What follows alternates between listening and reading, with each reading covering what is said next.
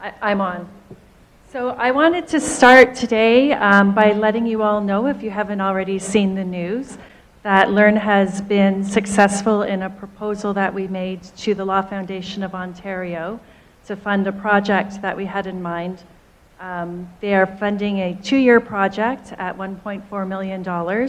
It's the Innovation and Equity of Access to Legal Resources project. It's going to be an exciting project. There's 2 streams to it. The first stream we're calling the Innovation Sandbox, and that's where libraries will be invited to pitch projects to us and set up some interesting new ways of delivering services. So I think it was Logan who mentioned the Zoom boxes, the Zoom stations earlier. That's a good example of the kind of thing we'd be looking at. It's a new way of getting things out there. It's a new type of service to offer. So that's the kind of thing we'll be looking for. Under the second stream, it's in year 1 going to be about enhancing the collections. So as I'm sure you know, OCLA has a core list of titles that has been developed very carefully and with a lot of care and thought and in consultation with LiRN as well. And in year 1 of the project, we are going to be using that core list and accepting applications from libraries around the system for funding to bring their collections up to that list. Because as you all know, not everybody's been able to do that over the years. So this is an opportunity to bring this network-wide up to the OCLA standards. So we're very excited about that. In year 2, we'll be considering adding some new resources and piloting some new resources for the eLearn service. So that's very good news for us. We're really excited about it. We're going to have a lot more detail on how the projects are going to unfold and what the timelines are going to be in June. We're working those out right now. So we have on the books right now, we have a quarterly update meeting scheduled for June 19th, and that's the date that we're aiming for, to be able to give you some more details about how the application process is going to work, what the timelines are going to be, and that kind of how-to detail. So in the meantime, we're just going to take a moment and enjoy the fact that we've got some money coming in.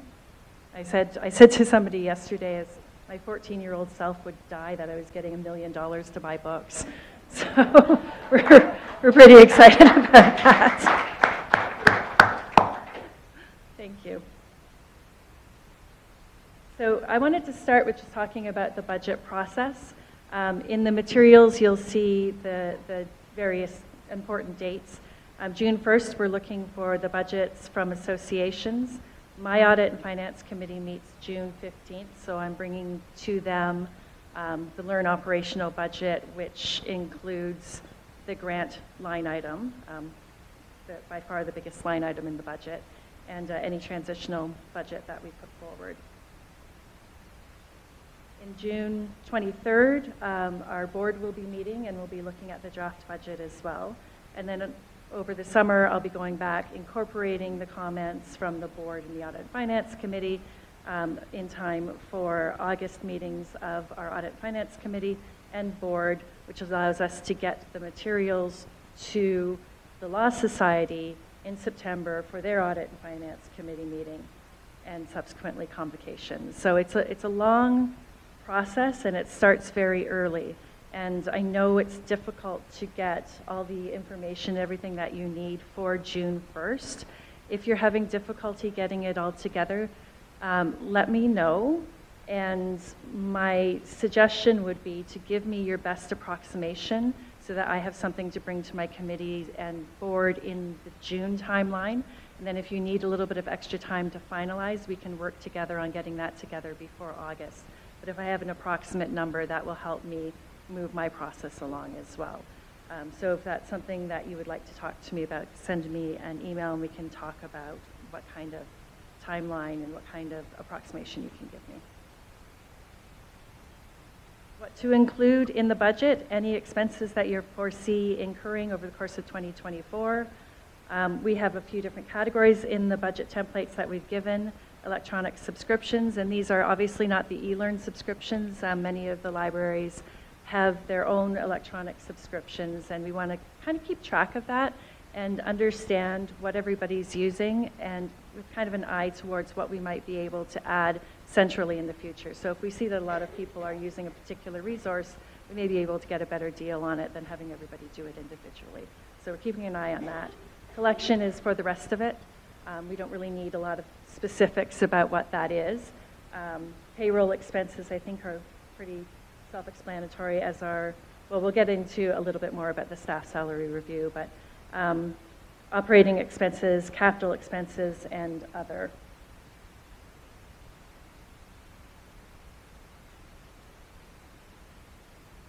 As I mentioned, the electronic subscriptions, I'm just going to go through each category with a little bit more detail. Electronic subscriptions are those for, as I said, electronic resources outside of eLearn. If you're going to be adding a new subscription that you don't already have, or your increased subscription costs have gone up way over what you would anticipate, and the number I'm thinking of is if it's more than a 10% increase, then just let us know where that's coming from so that we know where the increase is coming from. When I say a business case, we do have a template online. It does not need to be very detailed. So if you have a DivorceMate subscription and the costs have jumped up 15%, the business case is the costs have jumped up 15% for DivorceMate, and that helps me understand where it's coming from. If it's for a new electronic subscription, tell me what it is, why you think it would be useful, and the cost. I don't want or need pages and pages of explanation on this. It's really fairly straightforward. So business case might sound very official and like I'm expecting a lot. It really doesn't have to be that complicated. I'm looking for just some information so I understand where the numbers are coming from. Collection is mostly going to be your print resources. If your existing subscriptions or costs are going up by more than 10%, again, just let us know. It's good for us to have that data in our back pocket. So when your budgets go up, my budget goes up, and then we have to be able to answer questions as to why that is. So it helps us have the information in our back pockets if we do get questioned on it in any sort of detail. Generally speaking, for this kind of thing, if it's a huge increase for one, it's going to be a huge increase for all. So it may end up being as much of more of an increase than our funder might be expecting to see. So it's good for us to have that information. Payroll expenses, again, the business case is if it's going up by more than 3.5%, which is kind of the average that we're looking at. Again, I'm not looking for a lot of information, just minimally. It's going up this much, and here's why. A little bit later in the presentation, we're going to be talking about how this relates to the salary and role description matrices, so we'll be getting to that.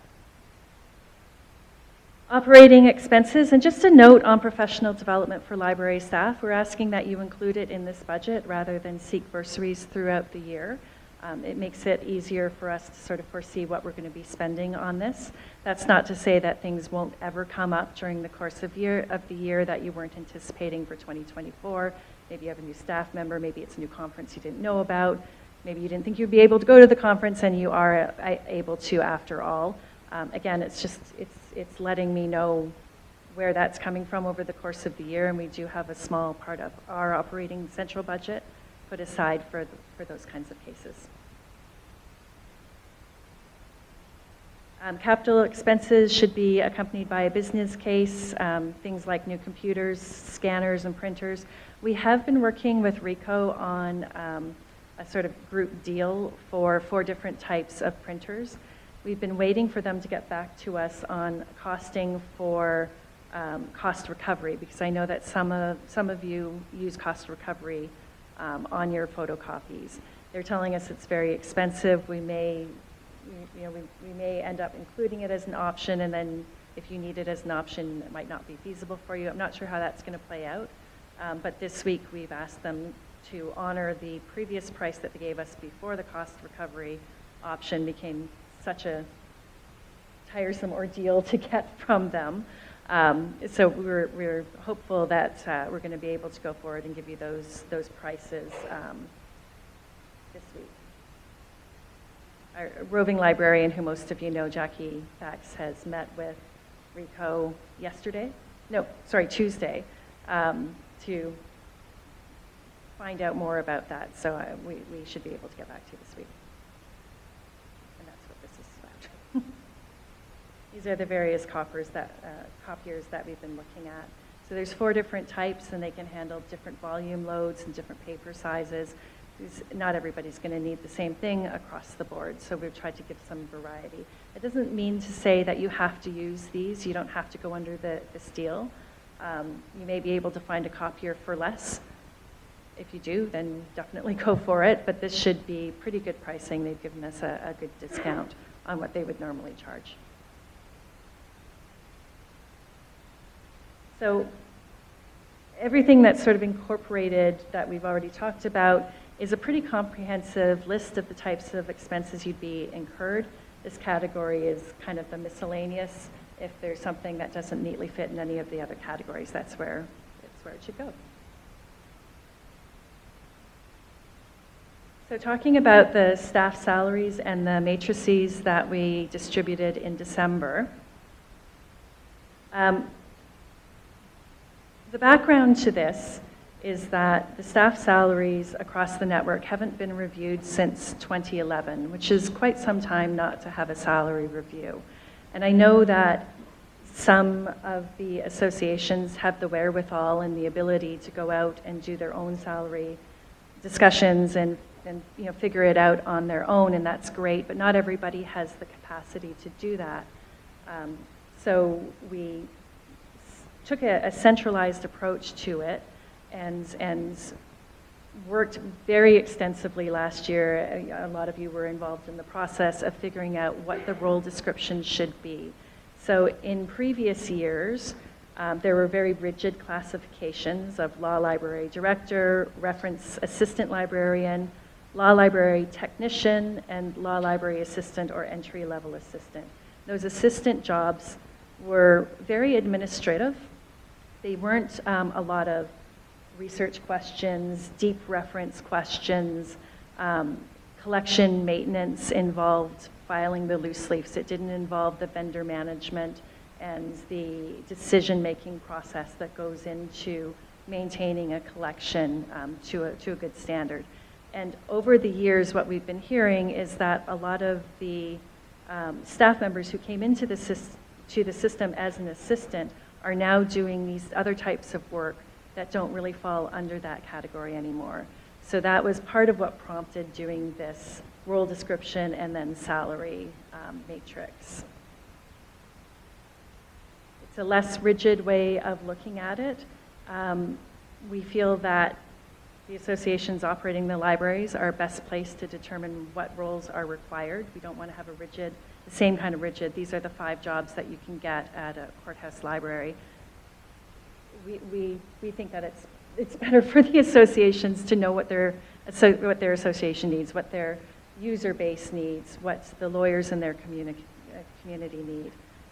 So we would like to provide some guidance as to what the roles look like, what is the norm around the system, but we've done it in a matrix form so you can look at what your library staff is actually doing on a day-to-day basis, look at those tasks that they're performing, and compare them to the matrix to find where they fall along those columns. And some people might be firmly in one column or straddle 2 columns, be more one than the other, but it gives you a bit of a basis for looking at what an appropriate classification of their job might be.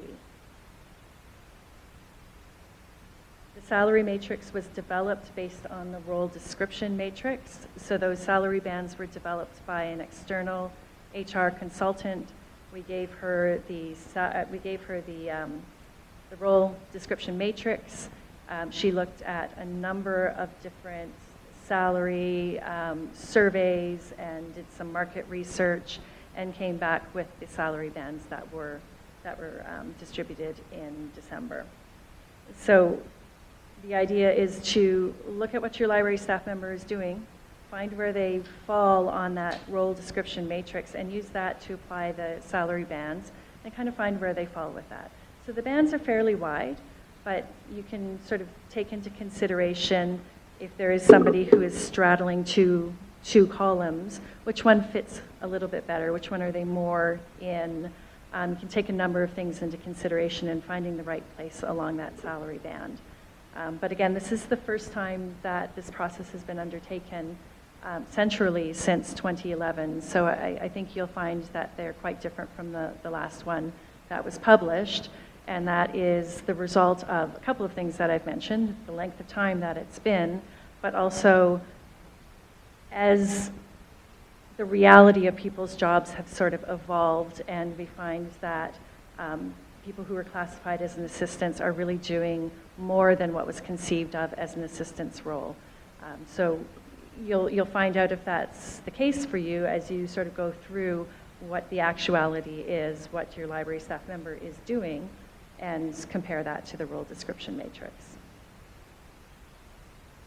We would like for you to include the salary that you determined during this process in the payroll expenses portion of the budget. So that's an ongoing cost. It would go into the payroll expenses. And we've asked to include a business case outlining the process to determine the salary adjustment. So this, again, I don't want a lot of pages. It can be done in a page, I believe. We already know what the process is. I've just described the process. How did it apply to you? What is your staff member doing? Where do they fall?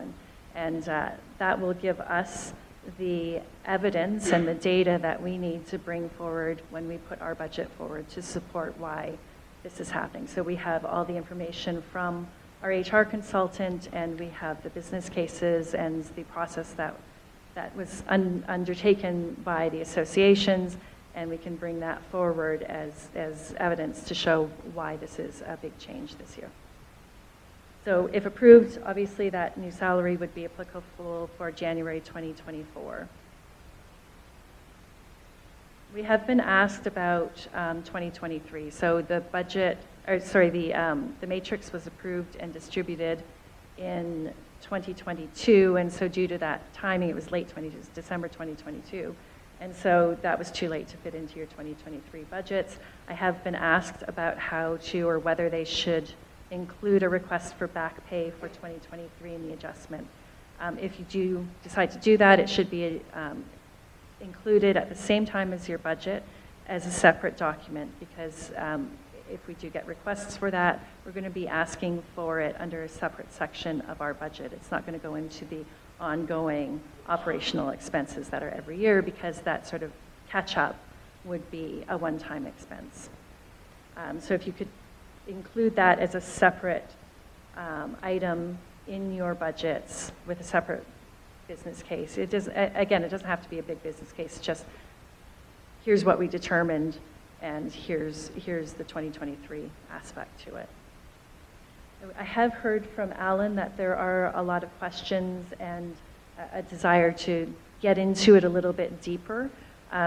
So we've set up a workshop where we can go through some of the details of this and hopefully help out a little bit more. On the panel is going to be Vicki Wynperle, who is one of our directors, board of directors at LiRN. I'll be there, and Jackie Fex, our roving librarian, is there.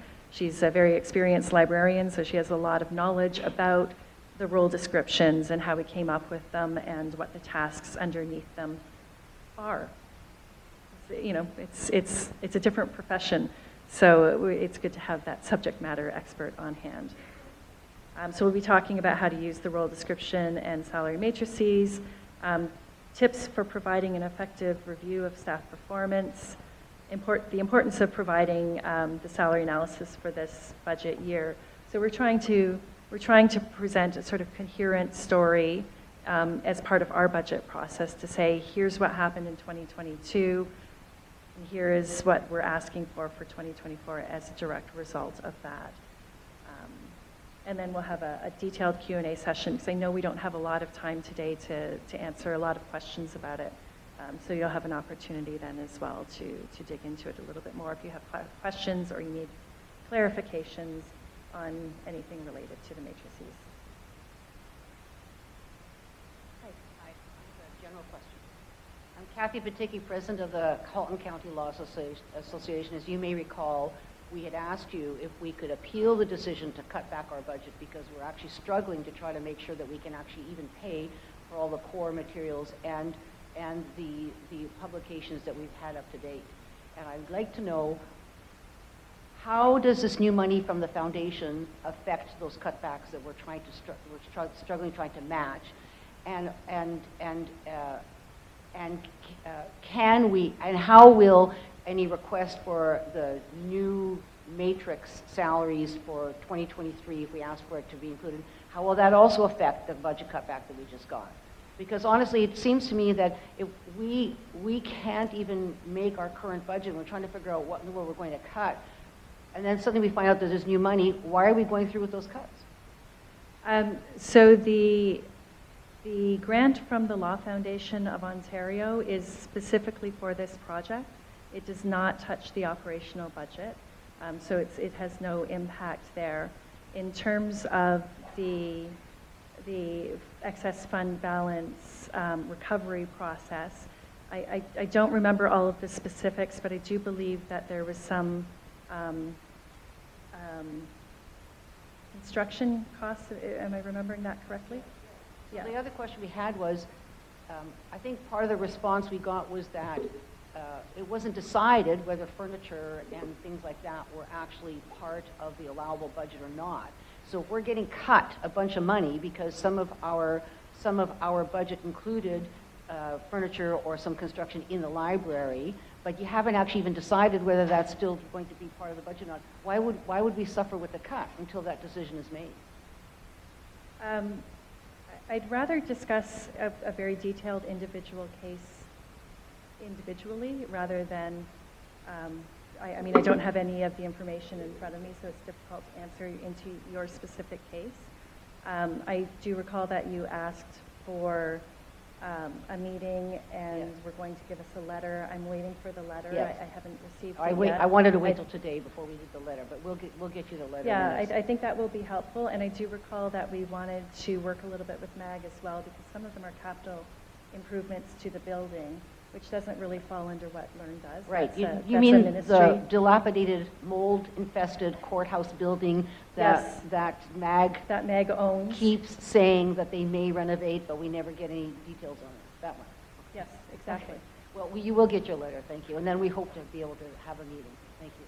Yeah, I do think you should send me the letter and let's talk about it. We'll sit down and we'll meet about it. In terms of the MAG thing, it is, I know it's difficult, but the money that we receive is not intended to provide capital improvements to buildings we don't own. So we can't fund that.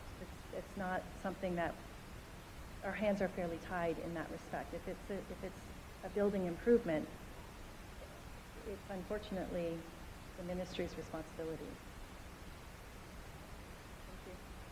Thank you. Hi. Hi. Law Association, and I thank my friend for her question because we are dealing with something similar, as I understand a lot of other associations are dealing with respect to what we've kind of referred to as these clawbacks. Now, a lot of the confusion, and I believe we're waiting to schedule a meeting with respect to everybody's availability with you as well. A lot of the confusion, I think, from our association and other associations' perspectives was that there was a information session just prior to when the submissions of our proposals was due. And my understanding from having attended that meeting with our librarian and other members of associations was that the information provided at that meeting and the results of the decisions that were made were not exactly square with one another. I think the comment with respect to furniture and other kind of improvements, my understanding is we were kind of told, oh, some things are obviously going to be approved, like technology, new furniture, updating this, updating that. And one of those things was also including our hard copy books. So that's how we formatted our structure and our proposal. And a lot of the things we were kind of told would definitely be considered to be accepted were entirely rejected and then told, well, this is final, okay, we'll meet with you. So if you can kind of speak about the discrepancies between that information session and what was told to the associations as to what would almost automatically be approved, what changed and why wasn't that information provided to the associations prior to submitting their proposals? And lastly, why was the submission for the proposal so close to the same submission deadline for our upcoming annual budget when obviously those two decisions have an impact on one another? Okay, so starting with the information session, ultimately the decision is the Board of Directors' decision. And that is what I'm relaying to you is in the letters that were sent afterwards, it's the Board of Directors' decision. In terms of the collections, I think I did mention in the letter that we were looking at a project that would incorporate all of the network libraries. That's the project that we just announced. So that is going to be part of that process. And the timing, I don't know what to tell you about the timing. That is just how it worked out. I don't know what else to tell you about that. Sure, and that's fair enough. It's just timing. We're all busy. Things happen too, right? But with respect to the collections, for example, we were told in that information session, don't worry, it's fair to allocate. Some associations even purchase collections based on that information, ours included. I did say in the information session that this was the board's decision. Of course, and that's understandable, but I guess just to clarify one last thing is with the decision that further funding will be coming from kind of an outside source to deal with the issue of our collections doesn't really square with, well, we were permitted to use our excess funding to include what is required for our own individual associations. And then the future of potential, we're really excited about that project, don't get me wrong. More books, more collections, that's fantastic for everybody. But the promise of potential future collections doesn't help us deal with how we were told we were allowed to use those excess funds and the decisions that individual associations made based on those remarks that were made at that meeting. And I don't want to belabor the point. Decisions were made by individual associations before the decision by the board was made. That's out of my hands. But if the collections aren't it was clear that this was yet, a board decision and that was going to be communicated after the board made the decision. Of course. So if associations spent money that hadn't been assessed by the board, yeah, totally fair. Out of my hands. Yeah, and I guess that my question is just because the reason that that was outlined, that those spending requests were denied, was based on the promise of the results of a future project. So that's very difficult, I think, for some of our associations to reconcile, given that we had plans for current things we could be doing for our associations right now. Now we're being told, wait, because something better is coming in the future, which is awesome.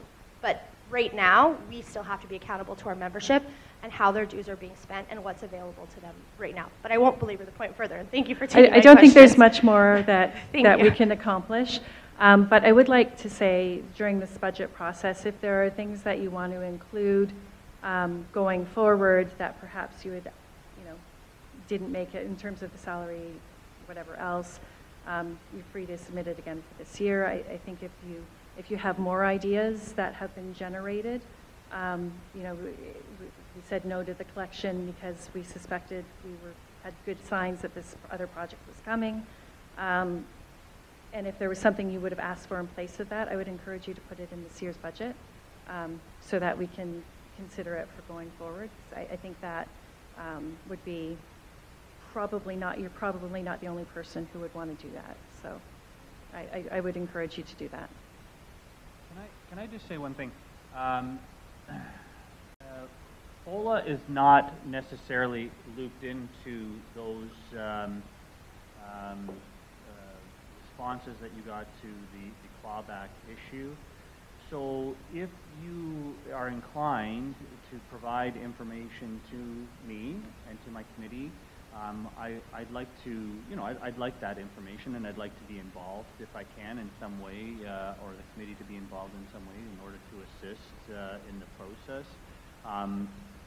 It's up to the individual associations. I mean, LiRN does not provide us with information on individual associations. I think there's a confidentiality issue there, but if the associations provided that to us, and if we could be of some use through that process, I would be glad to hear from you. Okay, and Halton, I think it was as well.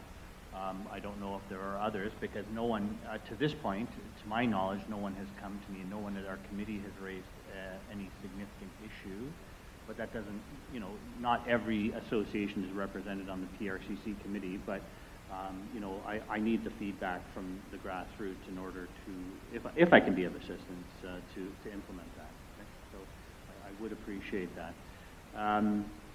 One of the other things I just wanted to say, getting back to the workshop and the staff issues that we were talking about, I do think it is really important that we try to work through the new policy, the guidelines that LiRN has put out in December. I would really encourage those who have not yet worked their way through the process to join us at the workshop. I think there is a real opportunity potentially to address the issue of salaries this year. I'm cautiously optimistic about that, on Theresa's encouragement, of course, as well, that this may be a real opportunity to push this issue forward now, but it has to be in the budget. And budgets are due June 1st. Theresa, maybe can you just speak to whether, you know, if a business case on this issue about salaries might come in a little later than June 1st, you know, how that might be considered time-wise by LiRN? Yeah, is this microphone on? Yeah, I think I heard from Alan a couple of weeks ago that using the matrices was presenting an issue and suggesting an information session. So now with the knowledge that it's mid-May and the budgets are due June 1st and we're only offering the session now, if I'd known that there was an issue applying it, we would have tried to do this earlier, but it's not really feasible to apply it in 2 weeks and get it into your budget. So what I mentioned before about giving me an approximation, if you do have an approximation of that, that would be really helpful in terms of setting our budget and getting our board approval. If it's going to take an extra month or what have you, we can work that out and you can let me know, as long as it's well enough in advance of our August audit and finance and board meetings, which are the approval of the budget. I'm sure that we can work something out where I can put a placeholder number in and then finalize it before we go to audit and finance and board in August. So yes, June 1st is the deadline, but if you're not able to get that done, let me know and we'll talk about when we can set a deadline that works for both of us. I'm happy to take any questions. I think we're actually, well, we're just about on time, I hope. But no, okay, wonderful. What's next? Is it a break? We could go through the break. No. I think Theresa Donnelly is up next, but Katie will direct us. Thank you very much, everyone. Thank you.